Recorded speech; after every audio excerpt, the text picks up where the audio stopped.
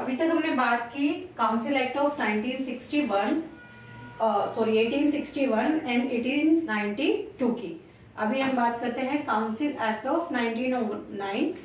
इसको Morley Minto reform के नाम से भी जाना जाता है। मार्ले मिंटो रिफॉर्म के नाम से इसलिए जाना जाता है, उस टाइम पे जो मार्ले थे सेक्रेटरी ऑफ स्टेट थे, और सेक्रेटरी ऑफ स्टेट कौन होता था इसका मैंने आपको पहले ही बता दिया था। सेक्रेटरी ऑफ स्टेट रिप्रेजेंटेटिव होता था एक, जो कि ब्रिटिश कैबिनेट में बैठा रहता था वहां पे, और वाइस राय उसके लिए क्या होता था, रिस्पॉन्सिबल होता था। ठीक है, तो जो वाइस राय थे वो मिंटो थे उस टाइम पे, ठीक है, लॉर्ड मिंटो।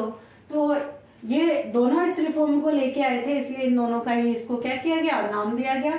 अब इसमें जो बात की है, देखिए जब तक कांग्रेस तो बनी चुकी थी, आप सब लोगों को पता है, कहीं ना कहीं मुस्लिम लीग का डिवीजन भी, मुस्लिम लीग का फॉर्मेशन हो चुका था 1906 में। तो अब मुस्लिम लीग का फॉर्मेशन हुआ ना, तो डिमांड भी अलग आई कांग्रेस से हटके, कि अब मुस्लिम लीग को कुछ नया चाहिए था। और मुस्लिम लीग रिजल्ट थी कहीं ना कहीं डिवाइड एंड रूल पॉलिसी का। ठीक है, तो डिवाइड एंड रूल पॉलिसी जो थी उसका ही रिजल्ट थी, जो कि यहां से आपको देखने को मिलेगा कि किस तरह से धीरे धीरे क्या हुआ, लोकल रिप्रेजेंटेशन के नाम पे इन्होंने कम्युनल जो रिफॉर्म बोले या क्या बोले, रूल करना शुरू किया। और बाद में कास्ट वास्ट का सबका क्या करेंगे, सेपरेट रिप्रेजेंटेशन इसके अंदर ले आएंगे। तो 1919 में मॉन्टेग्यू चेम्सफोर्ड रिफॉर्म आएंगे, तो वो सब हम पढ़ेंगे आगे। चलिए बात करते हैं इसमें क्या क्या हुआ। Increase the size of both legislative council. ठीक है, बोथ मतलब किसकी बात हो रही है, सेंट्रल और प्रोविंशियल दोनों की बात हो रही है। दोनों का साइज क्या किया गया, बढ़ा दिया गया।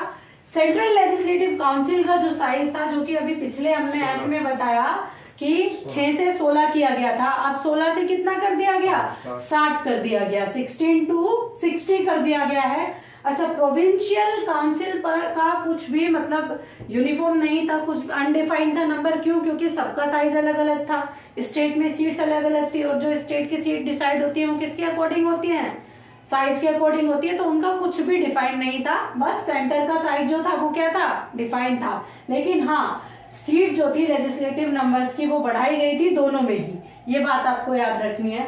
उसके बाद में इन्होंने लेजिस्लेटिव काउंसिल में जो है वो सीट तो बढ़ाई, लेकिन मेजोरिटी किसकी मेंटेन रखी, ऑफिशियल्स की। और ऑफिशियल्स कौन थे यहाँ पे, ब्रिटिश थे। ठीक है, लेकिन प्रोविंशियल काउंसिल्स में, ठीक है, प्रोविंशियल लेजिस्लेटिव काउंसिल्स में इन्होंने अलाउ किया कि आप अपनी मेजोरिटी यानी नॉन ऑफिशियल्स की मेजोरिटी रख सकते हैं। चलिए आगे बढ़ते हैं। इन्होंने क्या किया, जो लेजिस्लेटिव काउंसिल है उसके फंक्शंस, जो डेलिबरेटिव फंक्शन है उसको एनलार्ज कर दिया। और वो किसके लिए था, दोनों के लिए था। वो जो फंक्शंस थे वो इस तरह से एनलार्ज हुए कि अब जो प्रोविंशियल है वो भी अपना अलग बजट को लेके बात कर सकता था, और जो सेंटर है वो भी, और दोनों बजट को लेके क्या कर सकते थे, क्वेश्चनिंग भी कर सकते थे।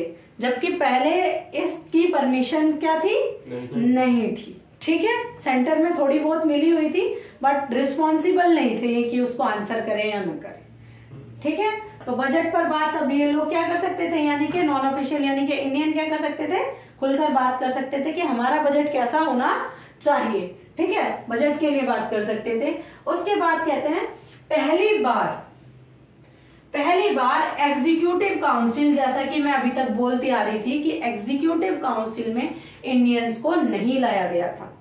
जब से वाइसरॉय बने थे तब से ही, मतलब जब से रूल था इनका तब से ही, पहले कंपनी रूल के टाइम पे भी एग्जीक्यूटिव काउंसिल में देयर वर नो इंडियंस।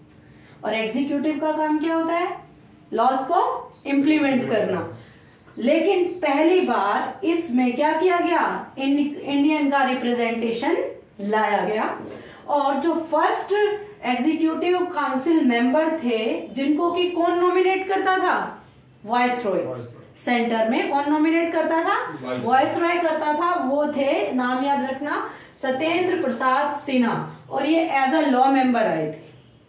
ठीक है, एग्जीक्यूटिव काउंसिल में कैसे आए थे, एज अ लॉ मेंबर, की लॉ इंप्लीमेंट कराने वाला जो कैबिनेट मिनिस्टर होगा वो कौन होगा, सत्येंद्र प्रसाद सिन्हा।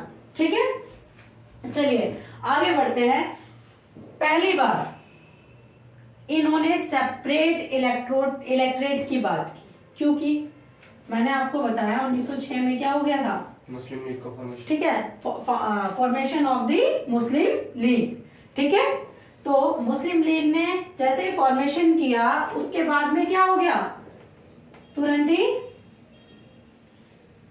क्या हुआ, they have demanded for the separate electorate on the ground of their religion, ठीक है। अपने रिलीजन के बिहाफ पर इन्होंने क्या डिमांड की कि हमारा एक सेपरेट इलेक्टोरेट होना चाहिए।